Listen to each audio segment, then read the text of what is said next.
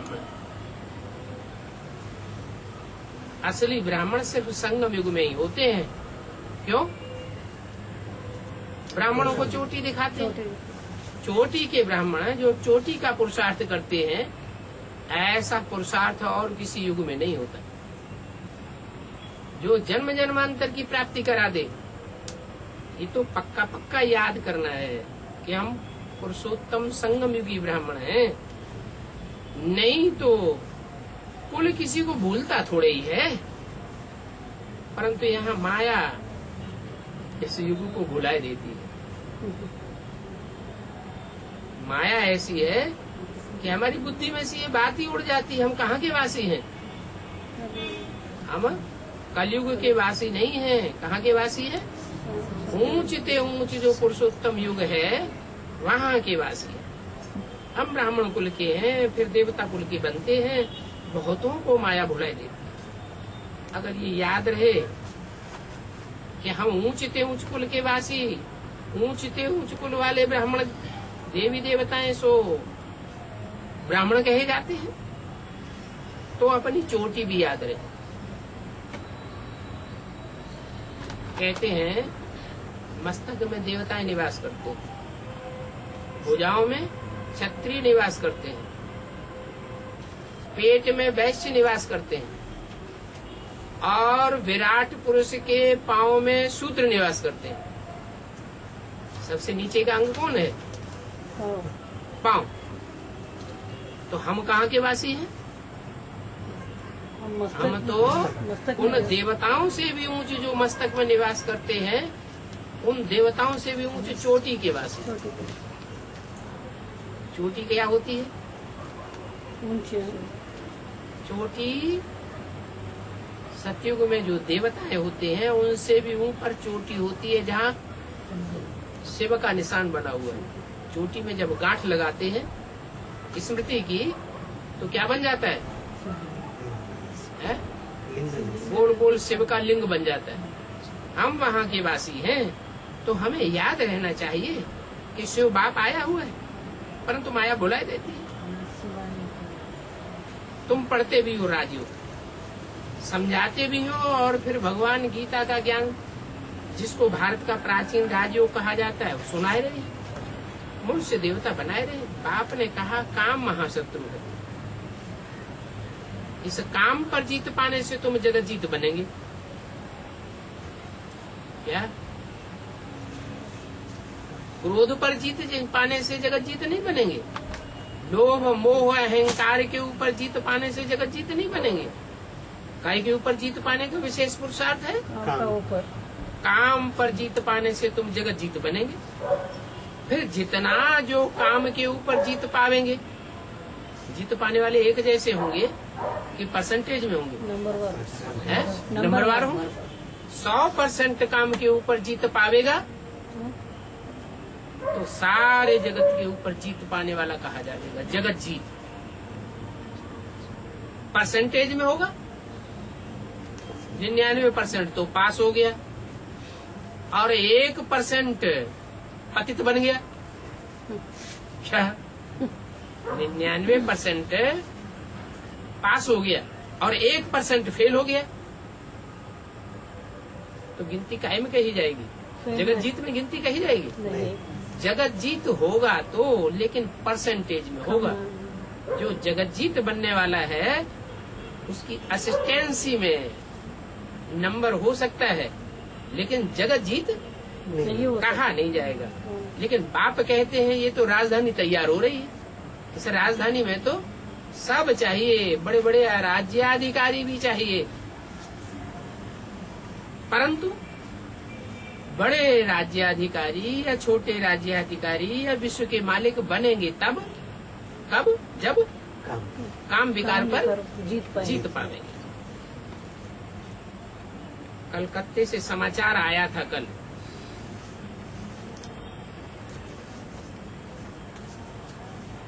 पवित्रता की बात पर डिबेट करने लगे। बच्ची ने लिखा, कैसे कैसे मनुष्य मिलते हैं। मनुष्यों के लिए बेकार तो जैसे खजाना है, तो पवित्रता की बात पर खास डिबेट करने लग पड़ते हैं। पवित्रता की बात को जल्दी मानने के लिए तैयार नहीं होते हैं। बाप से ये समझते हैं कि बाप से हमको ये भरोसा मिला है। क्या क्या भरोसा मिला है? 21 जन्मों का वर्षा नहीं, वो समझते हैं कि लौकिक बाप जिसने हमारे शरीर को जन्म दिया है उससे हमको ये वर्षा मिला हुआ है। कौन सा वर्षा? भिखारी बनने का। बालक बनते हैं, नाबालिग छोटे बच्चे से बड़े बनते हैं, दाढ़ी मूछ वाले बनते हैं, तो पहले पहले बाप से ये वर्षा मिलता है। क्या वर्षा मिलता है? आप बच्चा बच्चियों की शादी कराओ। ये शादी कराने की बात भी किसकी बुद्धि में पहले आती है? कौन से संबंधी हैं जिनकी बुद्धि में ये बात आती है कि बच्चों की शादी होनी चाहिए? है? माँ बाप की बुद्धि में पहले बात आती है। बाप कहते हैं शादी नहीं कराते हैं, ये तो शादी बर्बादी कराते हैं। मनुष्यों के लिए विकार ऐसे है जैसे खजाना मिल गया। कितने ढोल मजीरे बजाते हैं, धूमधाम बजाता है, साध माना मनाते हैं। काम महाशत्रु है, ये बाप ने कहा है। तो जरूर काम को जीतने से ही जगत जीत बनेंगे, और जरूर बाप संगम युग पर ही आए होंगे। महाभारत महाभारी महाभारत लड़ाई लगी, और इस लड़ाई में देखो हम भी यहाँ हाजिर हैं। क्या क्या प्रूफ है कि अभी महाभारी महाभारत लड़ाई का समय है? प्रूफ ये है, पहला प्रूफ तो ये है कि महाभारत लड़ाई में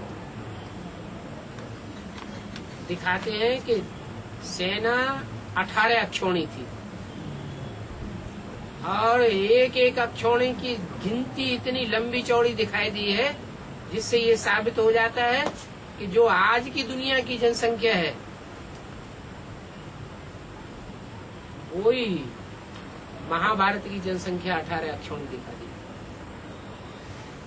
18 अक्षौणी माना ही 500-700 करोड़। 18 अक्षौणी माना क्या बाबा?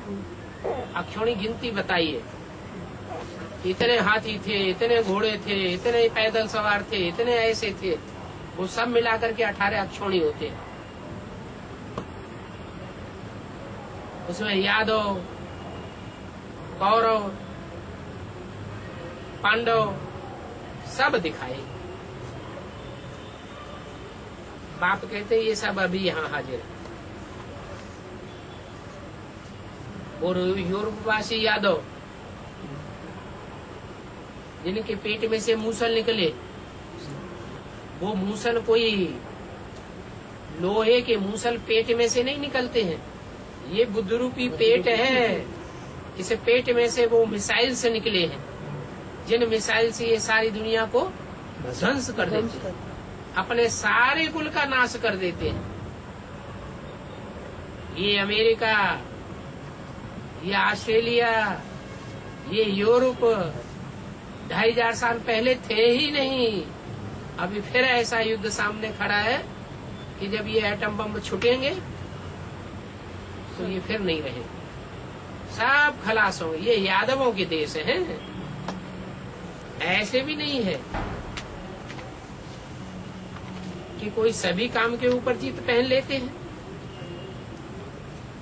यादव और कौरव तो जीत पा ही नहीं सकते। जो जीत पहनते हैं वो बचेंगे, और जो जीत पहनने का पुरुषार्थ ही नहीं करते वो और उनके देश और उनकी जाति, उनका कुल सारा ही नष्ट हो जाने वाला है।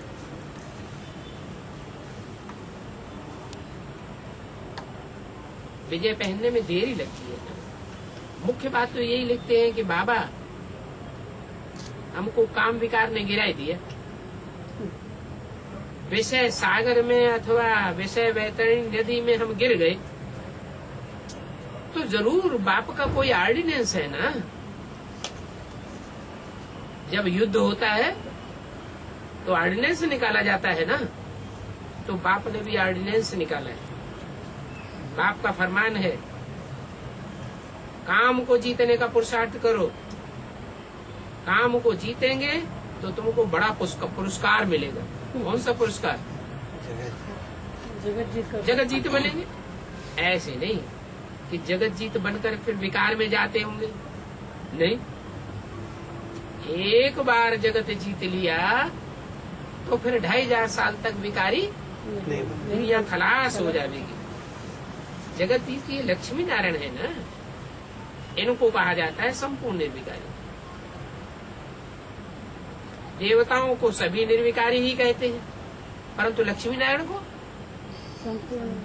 संपूर्ण निर्विकारी कहते हैं। देवताओं को संपूर्ण, सभी देवताओं को संपूर्ण निर्विकारी नहीं कर सकते। हनुमान को, गणेश को जब स्तुति करते हैं तो कहते हैं कि संपूर्ण निर्विकारी, नहीं कर सकते। नहीं कहते। इसलिए सीढ़ी के चित्र में हनुमान को और गणेश को कहाँ दिखाया है पूजा होते हुए? नीचे उतरती कला के युग में दिखाया है। द्वापर में। देवता धर्म है ही निर्विकारी, जिसको तुम राम राज्य कहते हो। वो दुनिया ही वाइसलेस है, ये दुनिया ही विषयस है, विषय विकारों की दुनिया है। सत्युग था पवित्र गृहस्थाश्रम जो बाप ने स्थापन किया है। बाप ने अभी समझाया है, तुम पवित्र गृहस्थाश्रम के थे,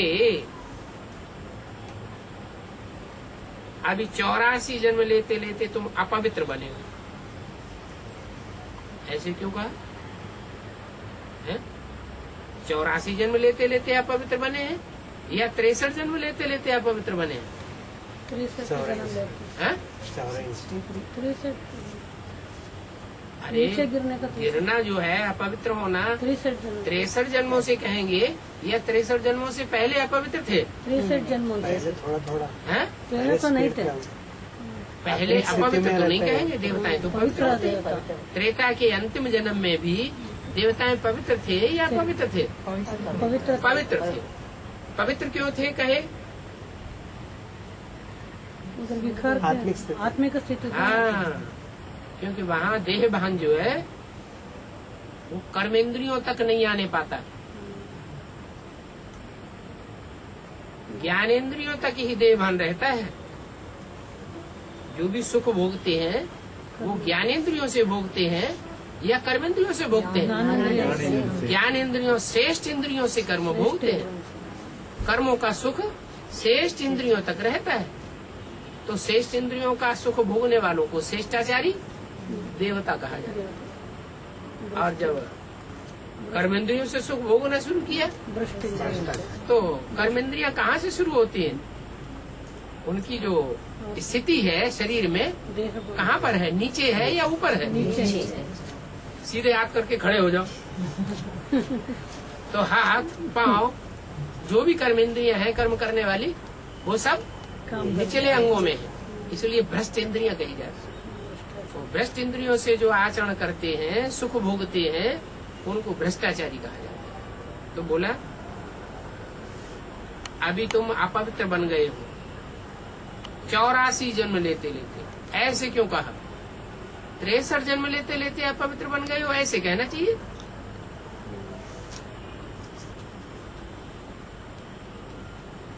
सुख भोगने से आत्मा की शक्ति क्षीण हो जाती क्षीण होती है, कलाएं कम होती है। कम होती जाती हैं। चाहे वो ज्ञानेंद्रियों का सुख कोई भोगे और चाहे वो कर्मेंद्रियों का सुख, चाहे श्रेष्ठ इंद्रियों का सुख भोगा जाए, चाहे भ्रष्ट इंद्रियों का सुख भोगा जाए, लेकिन आत्मा की शक्ति तो क्षीण हो जाती है। क्षीण होती है।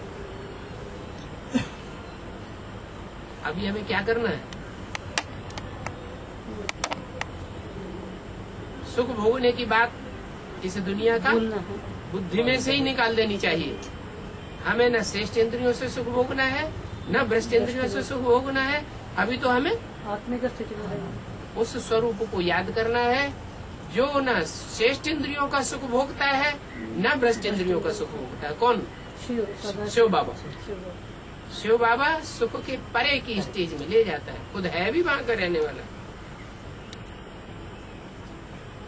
तो तुम जानते हो कि नई दुनिया जरूर वाइसलेस होनी चाहिए। भगवान पवित्रता का सागर है क्या? कौन सा सागर? पवित्रता का प्योरिटी का सागर है। पवित्र दुनिया की स्थापना करते हैं। फिर रावण राज्य भी जरूर आना है। नाम ही है राम राज्य और रावण राज्य। नाम क्या है? रावण राज्य है राम राज्य। राम राज्य नाम क्यों पड़ा एक मत है? आत्मिक से राम माने क्या? रमण करने वाला। राम माने जो रमाता है। रमाना माने खेल खिलाना। काहे में खेल खिलाता है? ज्ञान ज्ञान रत्नों से खेल खिलाता है। जिसका पार्टी है ज्ञान रत्नों से खेल खिलाना, उसको कहते हैं राम। उसकी याद में योगी लोग रमण करते हैं। किस राम की याद में? जिसमें वो निराकार राम आकर के ज्ञान रत्नों से खेल खिलाता है। उसके राज्य का जो स्थापना होती है उसे राम राज्य कहा जाता है। और रावण राज्य उसे कहा जाता है जो रुलाता है। रावयते लोकान, जो लोगों को रुलाता है सो रावण कहा जाता है। रुलाना माने क्या? आंखों से ही रोना होता है? मन से, दिल से, मन से भी रोना होता है। कोई का दिल दुखता है तो भी क्या हुआ? रोना। तो भी कहेंगे रो रहा है। भले बाहर से रोना दिखाई नहीं पड़ता है, लेकिन जो चीज दिखाई पड़ती है उसमें ज्यादा ताकत होती है, या जो दिखाई नहीं पड़ती है दिल की आवाज में ज्यादा ताकत होती है। दिल की आवाज में ज्यादा, दिल की आवाज में ज्यादा ताकत होती है।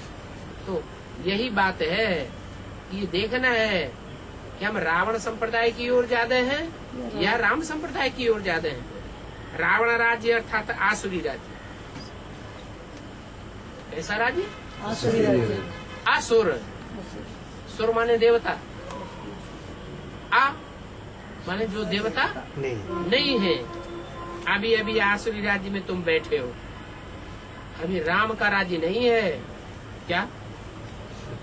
राम आया हुआ है जरूर इस सृष्टि पर, लेकिन राज्य किसका है? रावण का। रावण का राज्य। मधुबन में माया का राज्य रावण का राज्य है या नहीं है? है? मधुबन में माया का राज्य, रावण का राज्य आता है या नहीं आता है? आता है। माया आती है कि नहीं आती? आता है। आती है। तो राम राज्य कहें कि रावण राज्य कहें? रावण राज्य कहेंगे। सारी दुनिया में इस समय रावण राज्य है। जहाँ राम राज्य होगा वहाँ रावण राज्य नहीं होगा। जहाँ रावण राज्य होता है वहाँ राम राज्य नहीं। राम राज्य नहीं होता। अभी तुम कहाँ बैठे हो? रावण राज्य। अभी तुम रावण राज्य में बैठे हो। सारे दिन में अपने अपने दिल में देखना चाहिए कि हमने किसी को रुलाया तो नहीं, रुलाने वाला संकल्प तो नहीं पैदा किया, रुलाने वाला वाइब्रेशन तो नहीं फैलाया। ऐसा तो हमसे कोई कर्म नहीं हो गया कि कोई आत्मा रोने लगी। सवेरे से शाम तक देखना चाहिए। कोई दिन ऐसा जाता है जो मन से, वाचा से, कर्मणा से हम कोई को दुख न देते हो। ऐसा दिन कोई होता है? काउंट किया है? कोई दिन ऐसा नहीं जाता होगा कि हम सुबह से लेकर शाम तक कोई न कोई ऐसा कर्म न कर देते हो, कोई न कोई वाचा ऐसी न चला देते हो, कोई न कोई मनसा से संकल्प ऐसा न चला देते हो जिससे दूसरों को दुख हो जाता हो। तो देखो उसका अंत कब होगा बाबा? है? उसका अंत कब होगा? इसका अंत कब होगा? हाँ। जब संकल्पों की शुद्धि हो जाएगी। जब एक शिव बाबा दूसरा न कोई याद आएगा। शिव जो है वो एक ही अभी ऐसा है जो सत्संकल्प चलाने वाला है, और बाकी सब दुष्ट संकल्प चलाने वाले। एक शिव है जो कल्याणकारी वाइब्रेशन फेंकता है सारे संसार में, और बाकी सब दुष्ट संकल्प करते हैं। तो दुष्ट संकल्पों से तो दुनिया रावण संप्रदाय की ओर जा रही है। तो ये दैवी राज्य की निशानी है क्या? क्या दैवी राज्य की निशानी है? दिव्य कर्म होंगे,